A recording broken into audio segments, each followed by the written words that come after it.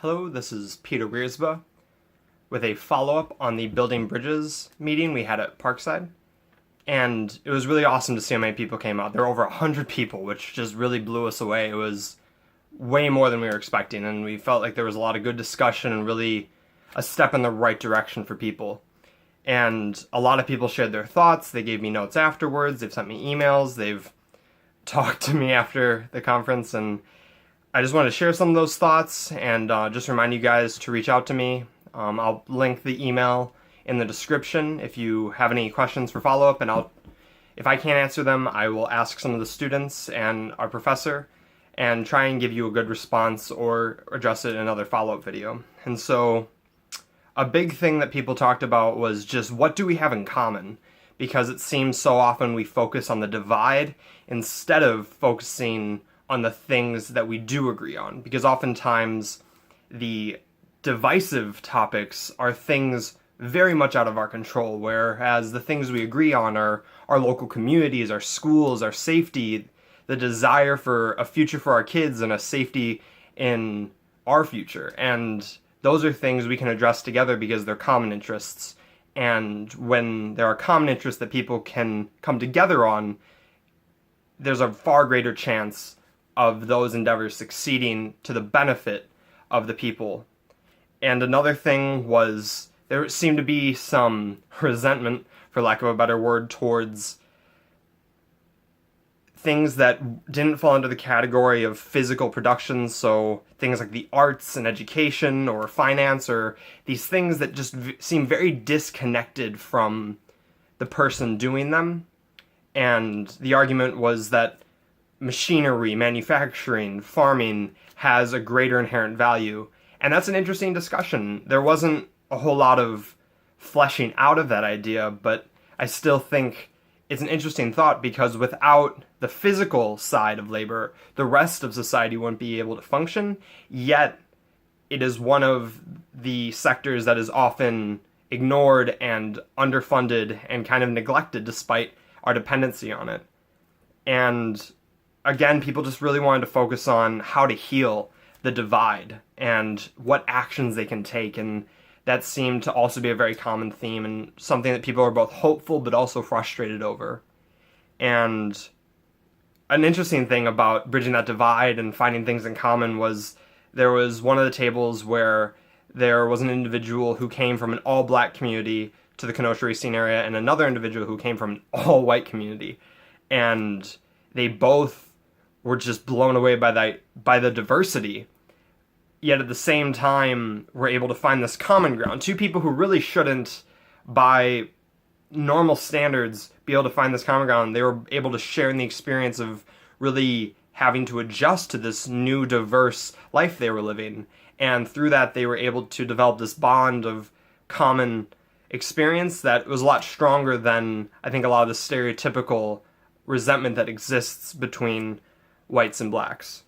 And another thing people addressed was their fear of the risk of broken relationships that seemed to make them avoid these hard discussions and this conflict, and that people seemed okay with it with people they didn't know, but when it came to their friends especially, there was a lot of kind of this hesitancy to pursue these topics because of fear that it could hurt their relationships. They seemed more keen to do this with people they didn't know because they didn't have the risk of losing a relationship they've invested in, and also with family members who kind of have to stay in your life even if you disagree. There seemed to be more discussion in those areas, and people were curious how they can have these conversations with friends who they want in their life, but they also want to have meaningful conversations without putting those things in peril.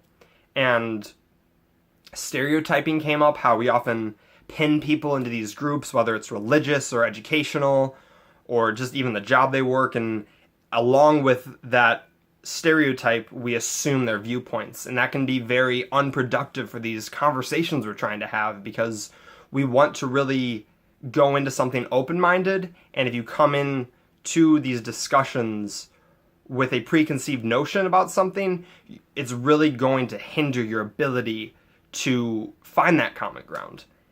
And there was also the idea that there's a punishment of compromise, and also the agreeing of other points. This being, let's say you're having a argument or just a discussion with someone else and you disagree, and if one person says, okay, I see where you're coming from, or even says, oh, you are right, I'm now going to believe that, instead of people saying, oh, thank you for meeting me halfway, or oh, that's awesome that we now share the same viewpoint and let's further that idea. Instead, there's often this kind of mocking or this desire to demean people because they were wrong, and that is extremely unproductive to trying to have better conversations. And it's weird that we do that, and that's a habit or just a feature in society that we really have to overcome to be able to have this mutual respect that if we disagree, it's okay, but then if we do agree, that there's a greater appreciation of that and more of an encouragement to change our ideas, because currently changing your viewpoints is often seen as a thing that shows failure or a weakness or that you're unintelligent, when instead it should show that you are very intelligent and that you can critically think and really challenge yourself to think differently. And it was cool. There were some high school students that reached out to me that were really wanting to have their voices heard, and they were asking, what are we doing in the future? How can we get involved? We would love to be interviewed. And that was really awesome, because you guys probably noticed, the ones who came, and for those who weren't there, the average age was a little bit higher than college and especially high school. And the younger generation is often forgot about because they don't have a lot of capital or a whole lot of say in the world. But despite that, they have this extreme potential to change the world, and we really need to be building into them and understanding where they're coming from so we can best serve them. And I'm really hoping that in the future iterations of this program, we're able to incorporate them into the research we're doing.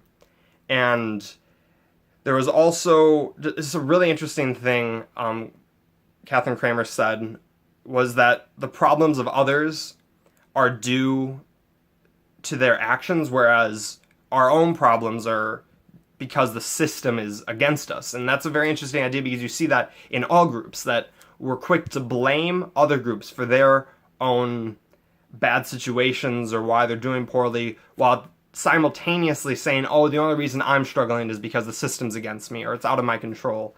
And the fact that that's almost exactly the same thought on both sides of the political spectrum, both sides of the urban versus rural, should show us that maybe the problem is the system and that the people aren't our enemy. And that's just a big part of building bridges and knowing our neighbors. And I think there is a lot of progress to be made, but there is a long way we have to go. And I'm hoping that through these discussions and through these meetings and future research, we're just able to really make a meaningful difference. And I want to thank you all again for those of you who made it, and for those of you who didn't. We're going to try and keep having these. So again, please email the link below. It's knowingourneighbors@gmail.com, and I'll also link the website and any other relevant information that comes up.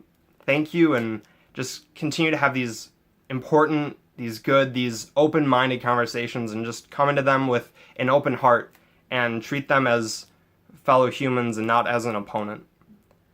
Thank you.